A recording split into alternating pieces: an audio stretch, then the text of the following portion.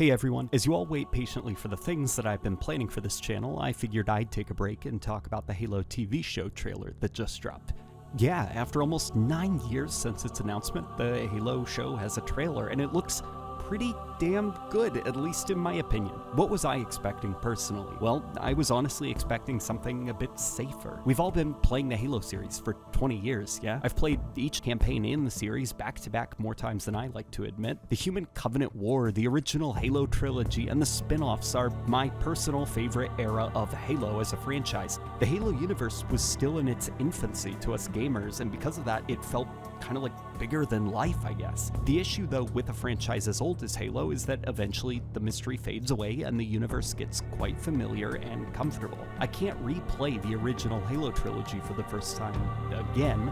Halo does need to move on and pursue new things that will be different from what came before, and that's what's happened with the series. And the era of the Human Covenant War and the original Halo trilogy is over. With the Halo TV show, I was expecting a retelling of the events that I grew up playing and reading about, but maybe condensed and with some of the details changed for modern TV show purposes. What I think is cool about the Halo TV show is that it's not really as safe as I was expecting. Sure, the Halo 3 chain gun is here.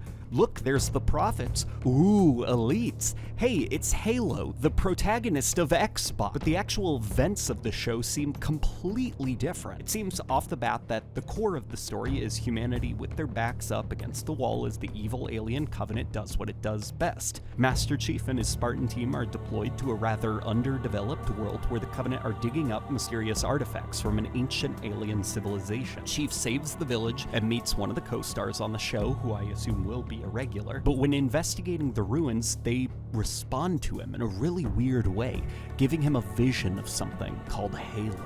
And for whatever reason, he believes that Halo is the key to winning the war. The Covenant, who still seem quite religious, have adopted a single human being into their ranks, and this human acts kind of almost like a deacon or an altar server of some kind. She's essentially the human voice of the evil Covenant. She's the one announcing their incoming doom. She's like a preacher of some kind for the Prophets. And she also probably exists for the real world reason of it being a TV show with a smaller budget than your average Hollywood movie that can have entire movies made up of mostly CGI characters. The villains do need a human actor that can deliver to us what the villains' intent are.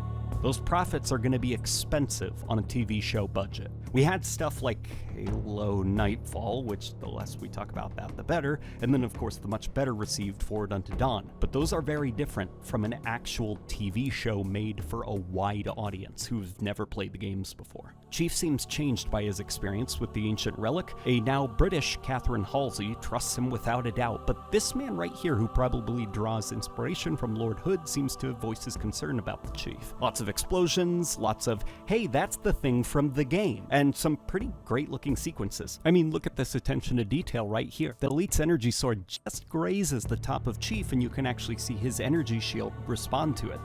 That's kind of cool. It's a blink and you'll miss it moment, but it's there, and that's kind of cool. There's definitely those moments of, this looks a bit like a fan film, which I do owe to it being a first season of a show, getting familiar with the world of Halo and how to effectively shoot it in live action. But all in all, I was really impressed with what we saw. I was expecting something safe, and we didn't get something safe.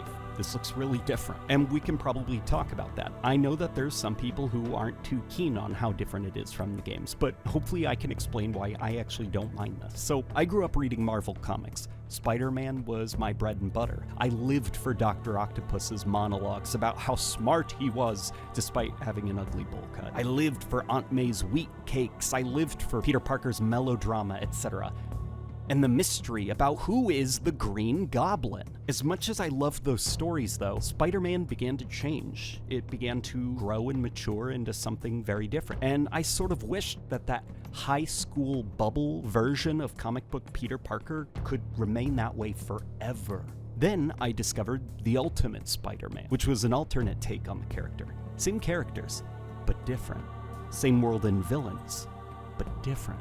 That was my gateway experience into the idea of alternative takes on old stories. It's a way for me to remain in the world that I love and experience it in a different way, not knowing what's coming next. The Halo TV show sort of looks like the ultimate Spider-Man of Halo for me.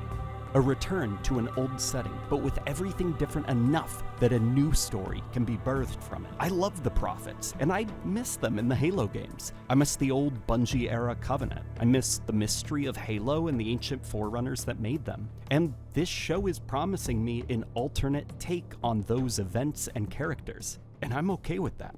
The characters we love, but different.